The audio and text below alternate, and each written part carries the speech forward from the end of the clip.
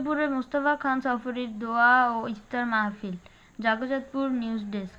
চাঁদপুর সদর উপজেলার বিষ্ণুপুর ইউনিয়নে বিএনপির জাতীয় নির্বাহী কমিটির সদস্য মোস্তফা খান সফরের দোয়া ও ইফতার মাহফিল অনুষ্ঠিত হয়েছে। শুক্রবার উত্তর-পশ্চিম বিষ্ণুপুর ঈদগাহ জামে মসজিদ ইউনিয়ন বিএনপি ও অঙ্গ সহযোগী সংগঠন কর্তৃক আয়োজিত ইফতার মাহফিলে প্রধান অতিথি হিসেবে বক্তব্য রাখেন বিএনপির জাতীয় নির্বাহী কমিটির সদস্য মোস্তফা খান সফরী।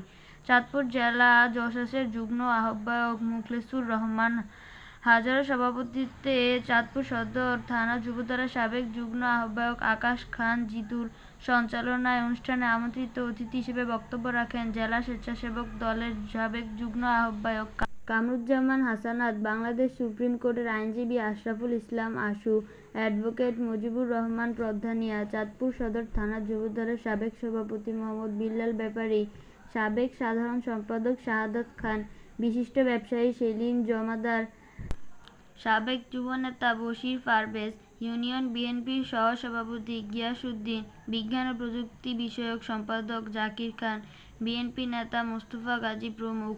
অনুষ্ঠানে সার্বিক সহযোগিতায় ছিলেন জাকির খান, লতিফ শেখ, মহসিন বকাউল, শফিক বকাউল, লাভুল ব্যাপারী, মনির তালুকদার, রহমান শেখ, তমিজ হাওলাদার।